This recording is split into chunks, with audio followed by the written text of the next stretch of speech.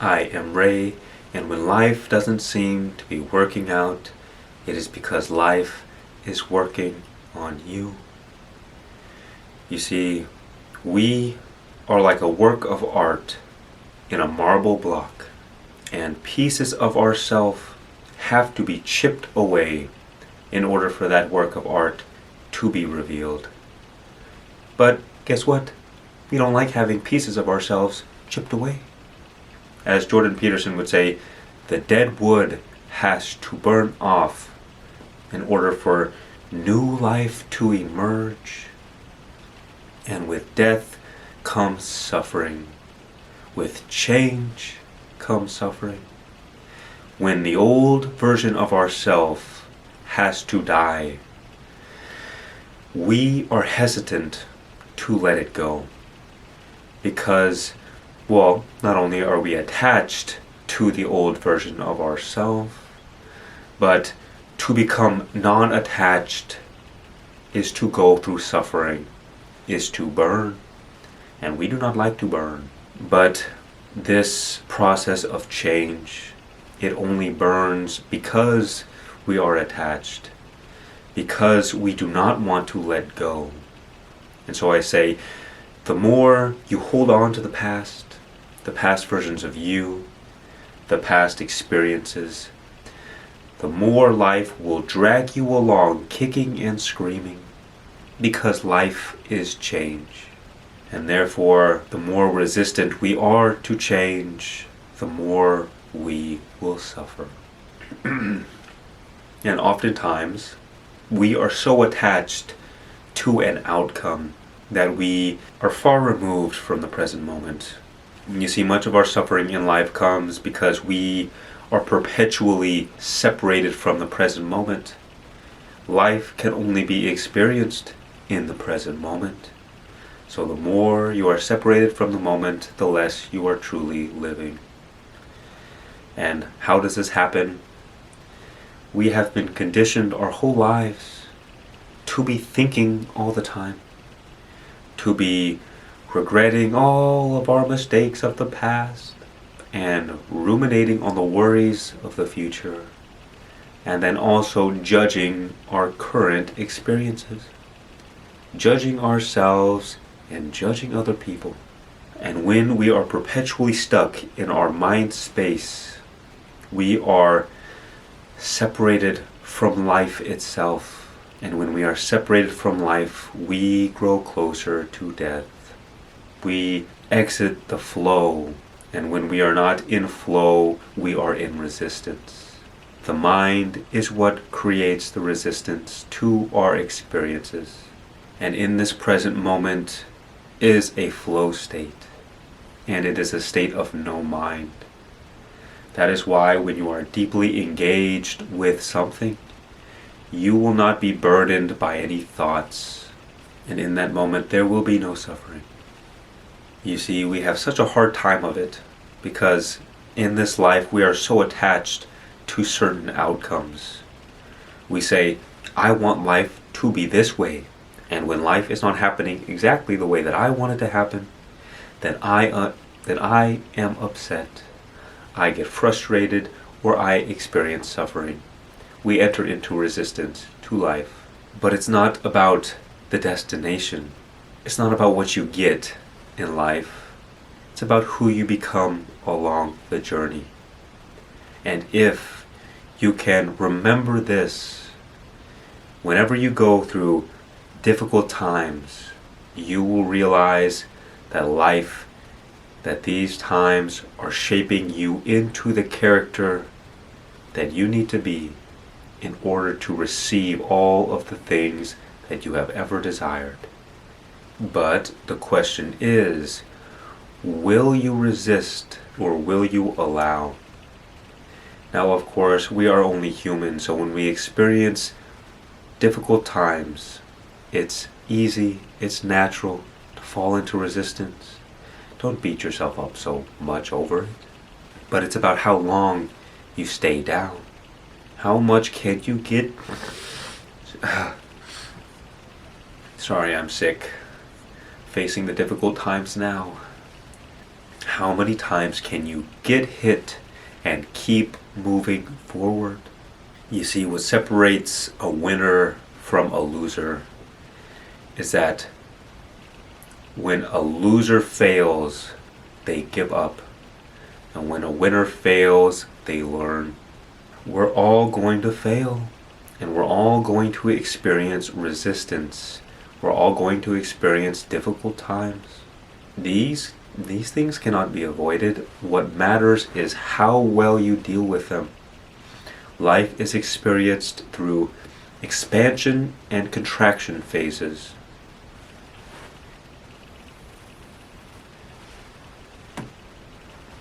Expansion, life.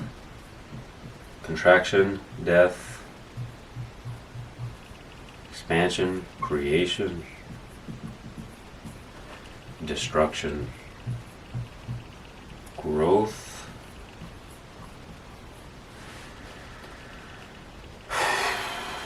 What is the opposite of growth? I don't know. Let's just pretend that didn't happen. In fact, you could say the whole thing is growth. In order to grow, you need to break down and also build up. A simple way to visualize this is a sine wave. Life is a sine wave. Life is a roller coaster. And this happens at a macro scale and a micro scale. So every day we wake up, we hit the peak of the day, we hit the evening, we go to sleep, we hit the peak sleep, deep sleep, rise up every day for our whole life. And also, a whole lifetime can take place through each peak and each trough. So, let's do this. Here we are born, we live, we hit midlife, we bam, go back down, we die, bam, born again, die again, born again, die again. But also our growth in life follows this pattern. You will have times where you feel like you are making great progress. Life is great. It's great. You hit a peak and then you decline and you feel maybe now that you've lost that progress or that things aren't working out the way you want them to. But the trick is to realize that nothing is going wrong. That you have done nothing wrong, but that you are simply entering into a contraction phase, a state of rest, of assimilation. The information that you gain in this period needs to be assimilated down here. Like in sleep, we process the information we've learned throughout the day. Now, how you deal with this right here is going to determine your success in life. It's going to determine how much you suffer. Because as human beings, we do not like death. We do not like destruction. And it is painful to break down. But we must accept that life is a process of these two energies, order and chaos, creation and destruction. Both are equally necessary for life, for the ultimate growth.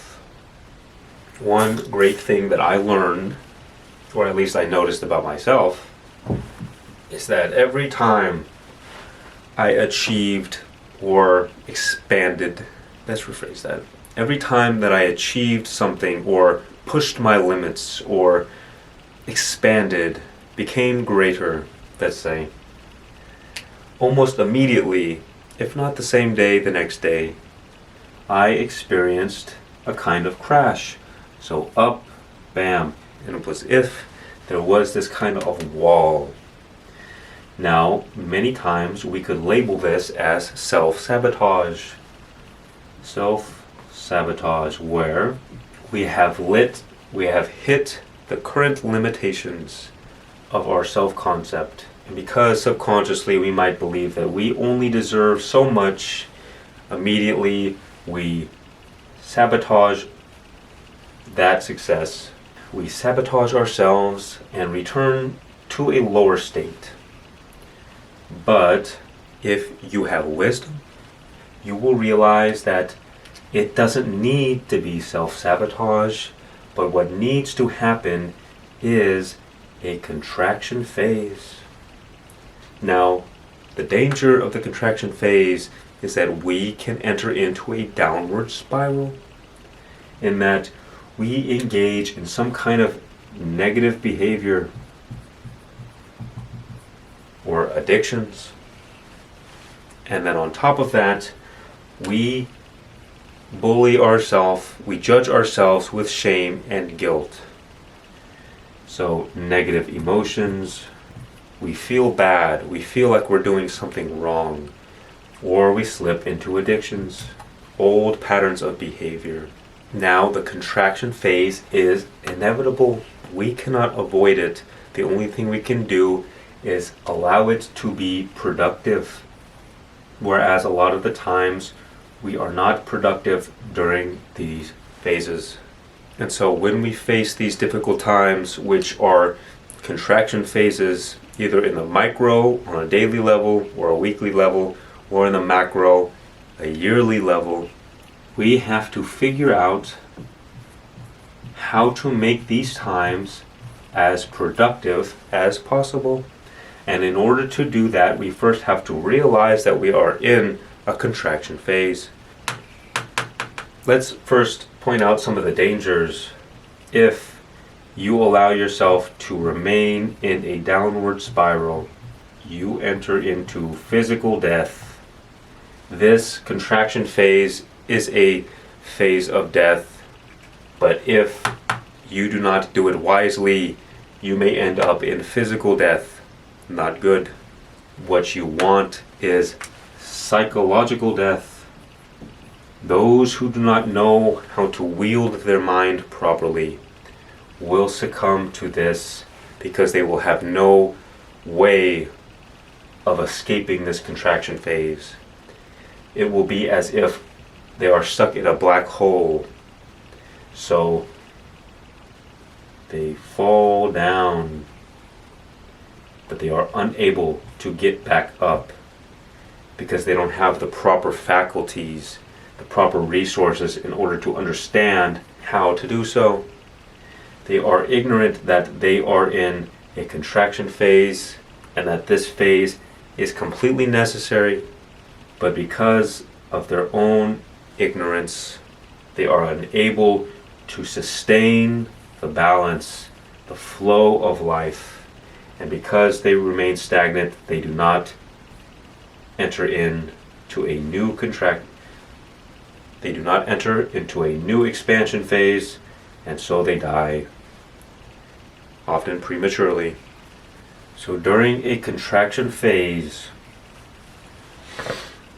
we want psychological death. Spelt that wrong. We allow the dead wood to burn off. We allow the pieces of ourselves that are no longer serving us to fall away. How do we do this? When the old patterns arise, old patterns, we have an option. You either have a smiley face, or you have a frown, or you could be neutral. What this means is that when the old patterns of behavior that have been causing you so much suffering, when they arise, you have a choice of how you react. And how you react will determine whether or not you push forth. That was unsuccessful. Whether or not you push forth to failed again. It's okay to fail, guys. You see this? That's life. So depending on how you react, see there's a barrier, there's a wall right here. If you want to push forward and reach new levels in life, this is the critical point in which you must change your reaction. If you repeat the same action that is a reflection of the old version of yourself, you will fall down and you will be forced to try again. If you react differently, you will break through, and what was once a ceiling will now become a new floor, in which a new foundation. Oh, I destroyed my board. I find a better way to put this up here.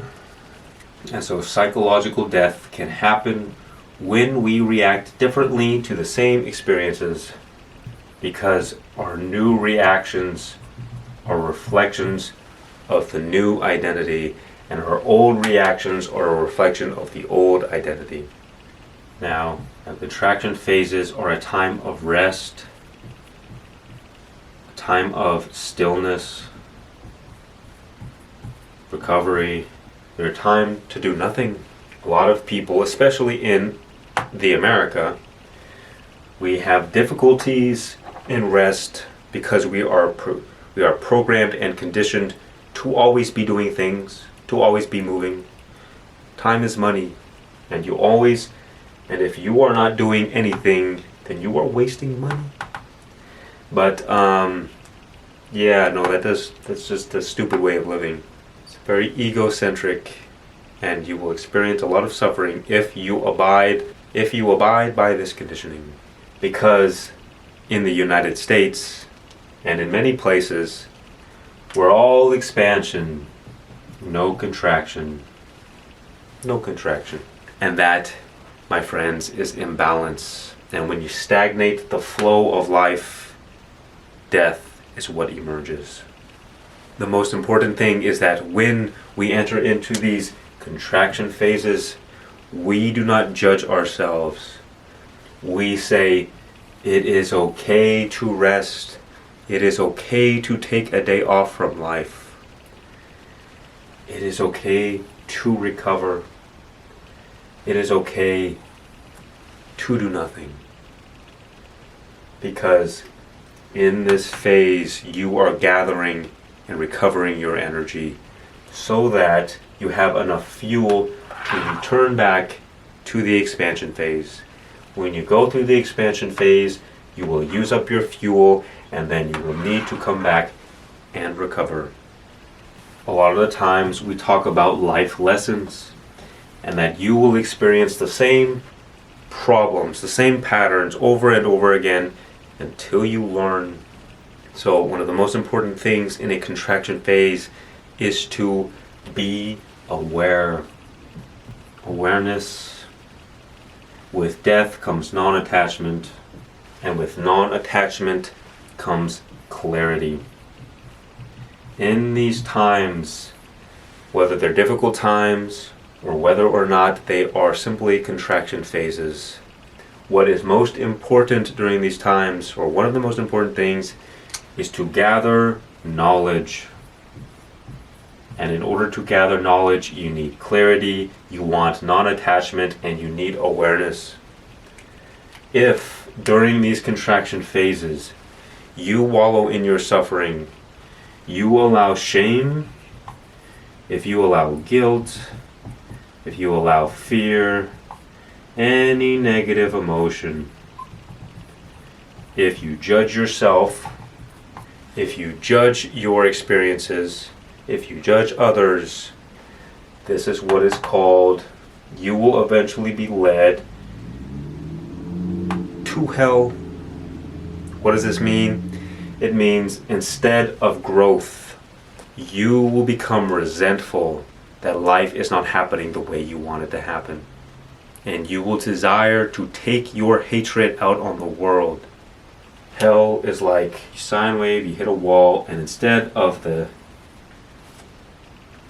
Make sense? Not natural, not good.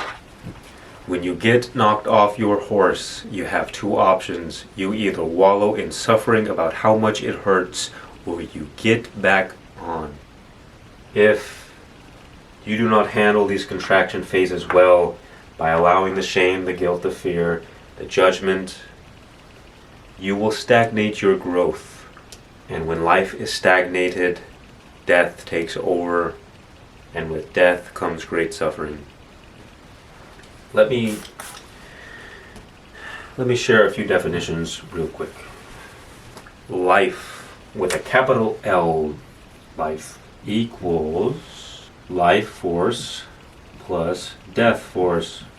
Life force is energy. Death force is entropy. We all know that life is the dynamic play between yin-yang, order and chaos. That is the very nature of the universe. Death force, life force, capital life, but death with a capital D is the imbalance between these two forces. If there is too much order in a system, the system fails. If there is too much chaos in the system fails.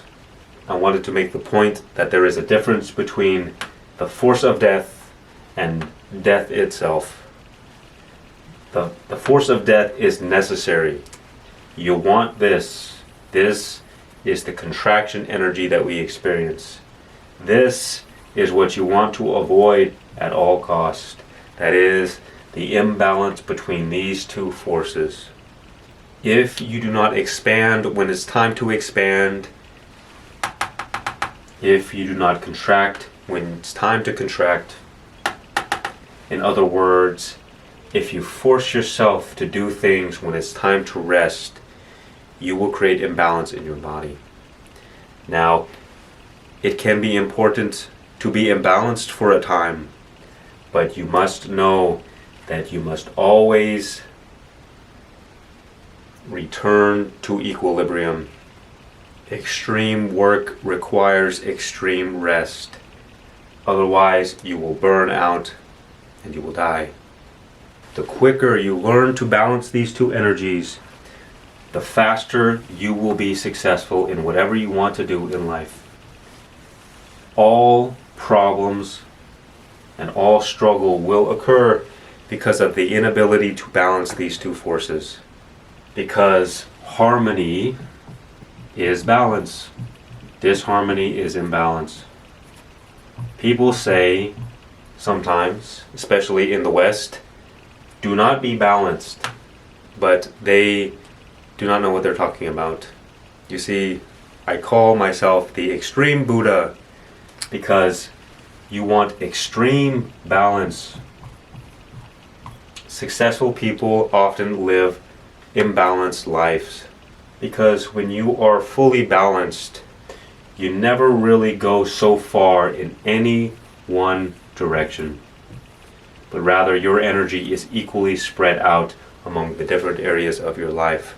And where I say is you want to go extreme in whichever directions you like in life, but once you reach a point where you are satisfied, you must then address the next area of your life. You never want to be imbalanced for too long. And so you are temporarily imbalanced with the intention to return to balance. And this is how you can achieve great things while also remaining in harmony. In other words, you don't destroy your body, you don't destroy your mind, you don't destroy the lives of people around you. That occurs when you are in constant imbalance and in harmony, disharmony. The more harmonious you become, the more you bring heaven to earth. The more disharmonious you become, the more you bring hell on earth. Heaven is eternal life. Hell is eternal death. That is imbalance, balance. Now, in a contraction phase, there may be great suffering, but there does not need to be hell. Hell happens when we are perpetually imbalanced. If we do not correct this imbalance, we will lead ourselves to death. This happens to people all the time. Do not underestimate the importance of balance. Now, one of the most important traits that will ensure your success is simply the desire to make things better. The desire to want growth and expansion. And if you have this desire, your success is generally guaranteed already by default. Because it doesn't matter how fast you go. If you are not headed in the right direction, you will not get anywhere. And at the same time, it does not matter how slow you go. The moment you are headed in the right direction, you have already arrived. It only takes time. The point is that when you find yourself during the winter of life, during difficult seasons, during difficult times, you must continuously remember that everything is exactly the way it needs to be, that there are no mistakes, and that this time is not designed to punish you. It is designed to shape you into the character that you need to become. And oftentimes, because we are impatient, we resist these difficult times and we judge them and we label them as things that should not be. We made a mistake or somebody else made a mistake, and so we fight with life. We resist life.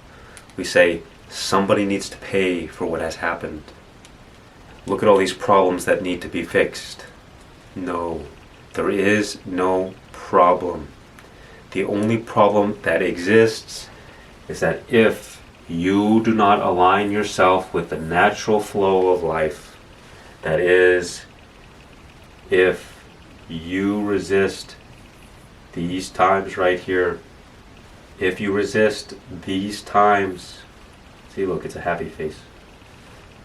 If you resist this, you can, instead of bouncing off this floor right here, and you will fall to lower states of being, and down here are all the hell realms.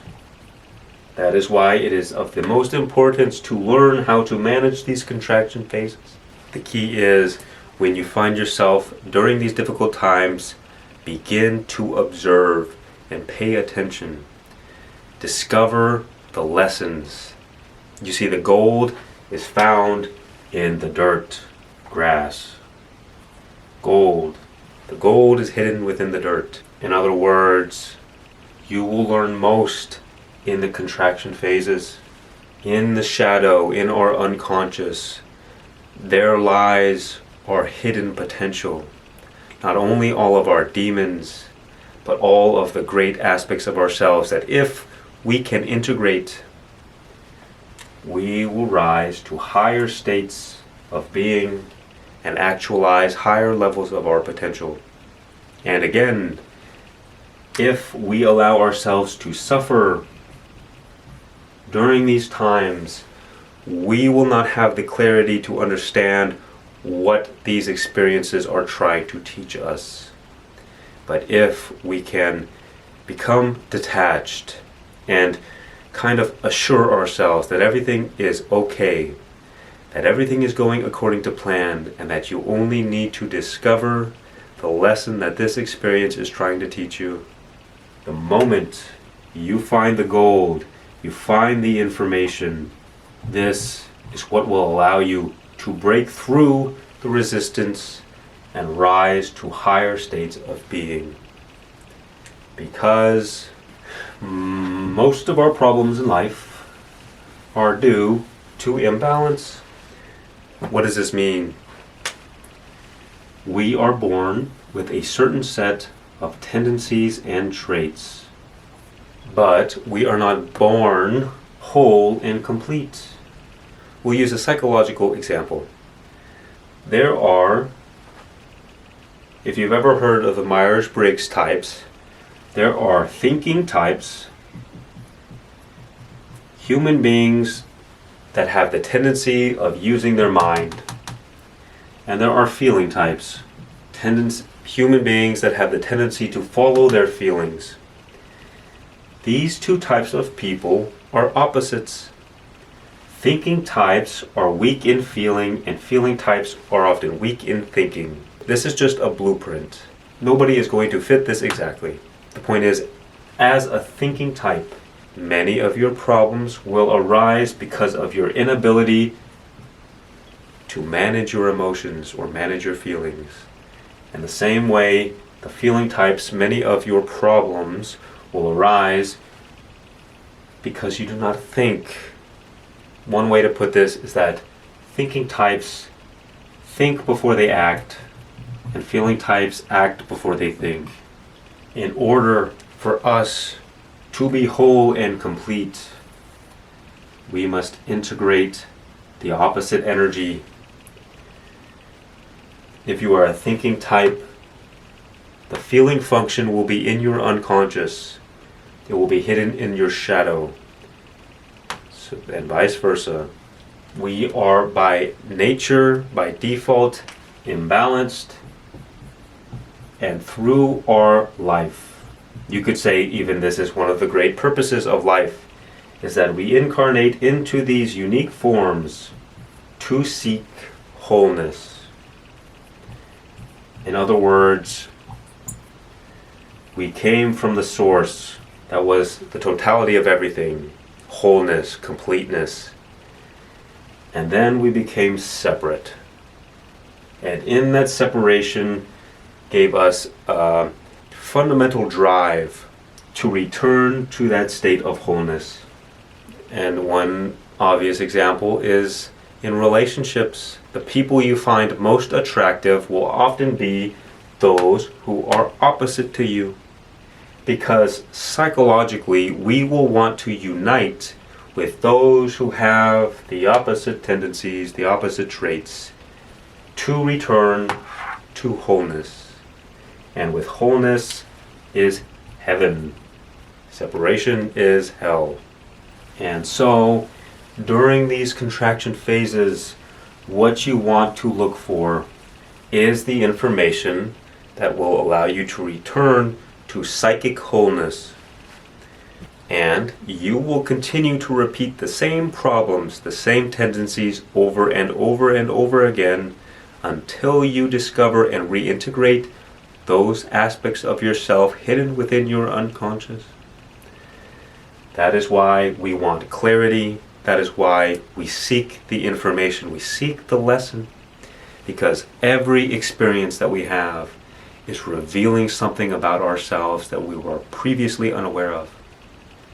And when we can find that information, we can integrate it and return to wholeness. How do we integrate this information? We simply realize the areas of ourselves that we need to let go of and the new aspects of ourselves that we need to integrate. I like to say that we are all instruments of God. And our life is the song. And whether or not our song, our life is in harmony is determined by whether or not we are in tune. So one way of looking at this is with the chakras. You have the root chakra, root, sacral, solar, heart, throat, third eye, crown. Naturally, we will be strong in these different areas, and which energy you are weak in will determine the problems that you experience in your life.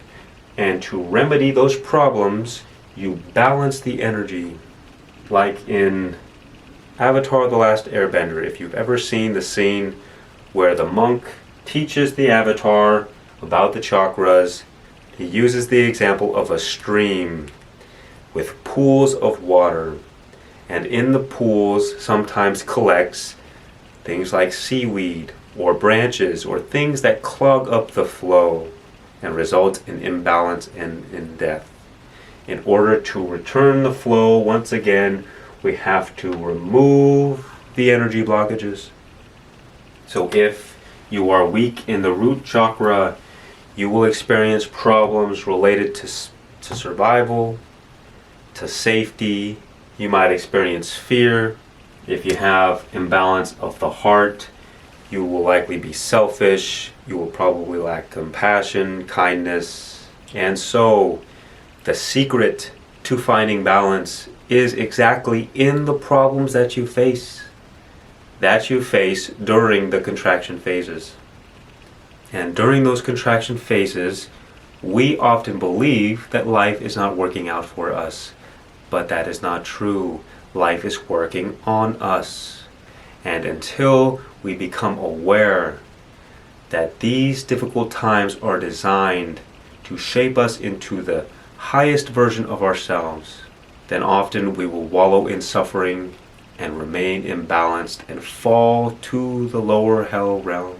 You see, you must understand that God is on your side, that life, that the universe is with you. But the more we are too focused on our own suffering, the less we will be able to see this. So much of this comes down to trust and having faith that everything is exactly the way it needs to be for your highest spiritual growth. And one way to accept this is to realize that order and chaos, life and death, darkness and light, these two things are equally important to wholeness. You cannot have one without the other. You cannot have life without death, and you cannot have death without new life. But the problem is, as animals, we are designed to pursue pleasure and avoid pain. We do not like death, we do not like pain, we like pleasure and life. And because we reject one of the two vital elements of wholeness, that is why we enter into imbalance and into death with a capital D. Most of our problems in this life arise because we are unable to manage these animal bodies. Another way of looking at it, as I mentioned in the previous video, which you can check out, spiritual people often reject the physical. This is one of the flaws that spiritual people have, because we think that spirituality is better than material things, and that is false. These two energies are equally important for the wholeness of all things. The physical world is not wrong, it is not bad, it is not evil. Imbalance is evil. And so as a spiritual person, one of the greatest strides you will make in your life is to integrate the physical and to accept it and to especially not reject it. That is, you learn to love your body. You learn to love the messiness of being a human. You accept your limitation. As a spiritual person who is imbalanced with the physical, they will often fall to addictions and physical pleasures, because anything that we repressed becomes imbalanced and rises back to haunt us. And in order to heal the spiritual problems that many people face, often it is in the reintegration of our physical nature. Now, to return for a moment to the previous example of we are all instruments of God, one easy way to instantly improve your life without needing to do years of shadow work is that you will understand whether or not your energy is too tight or too loose. Your strings, too tight, too loose. In other words, too much chaos or too much order. you will naturally have a tendency toward one of those sides. If you are too tight, if you are too orderly, your problems will be that you cannot relax. You will have trouble with rest. You will have trouble being at ease, anxious. If your energy is too loose, you will have trouble with motivation. You will have more trouble with depression and feeling lethargic. You will be too at ease, too relaxed, and therefore imbalanced. And in the integration, both order and chaos, you return to equilibrium, to harmony, and to psychic wholeness. And once you return to harmony, to equilibrium, to wholeness, the flow of life returns to normal, and you are able to achieve great things.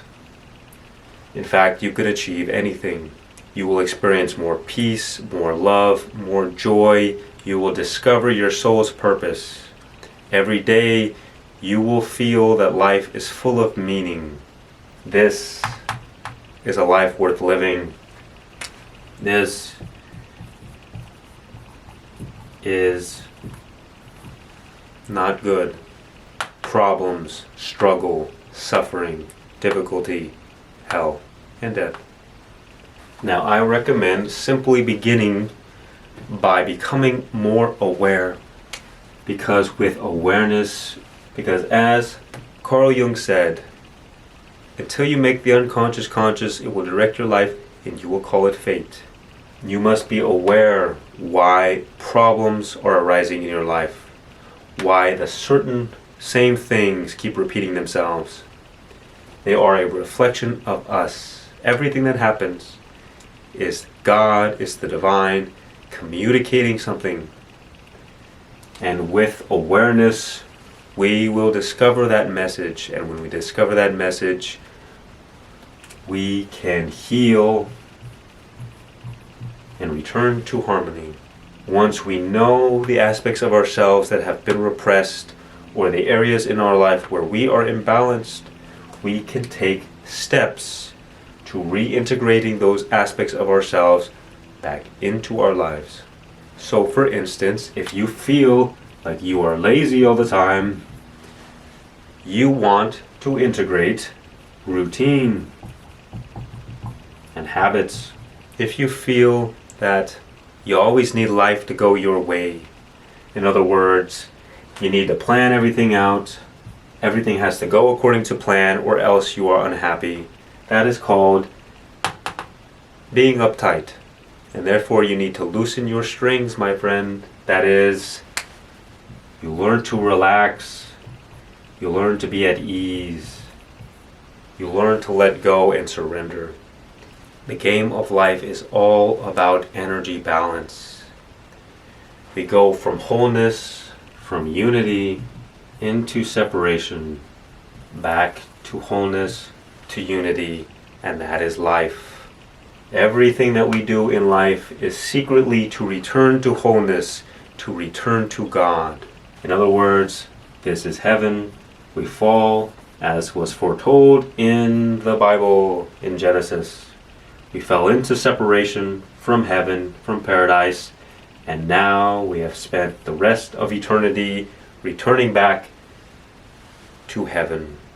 The problem is, people try to find happiness in the same places they lose it. In other words, you cannot replace harmony and balance with temporary pleasure. And so long as you avoid seeking harmony, you will turn to temporary pleasures and addictions that ruin your life. Because there is a void within all of us that needs to be filled. And that void is the void of separation. And so we need to unite ourselves with something. But if we do not become united with the right things, we will settle for lower things. Things that do not satisfy us, things that are not healthy. All addictions come from an imbalance. And so if you want to live the greatest life, to actualize your highest potential, it is quite simple. Of course, not always easy. You use your strengths to develop your weaknesses. If you are orderly, you use order to develop chaos, and vice versa. If you are too masculine, you use your masculine traits to develop the feminine, and vice versa. It is simply our weaknesses, the traits we have yet to develop, that will cause the problems in our life, and in the integration of the opposite energy, in building our weaknesses, we will return to wholeness and we will experience heaven on earth, and that is a life worth living.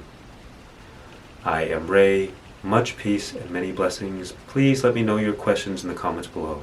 And remember, just be.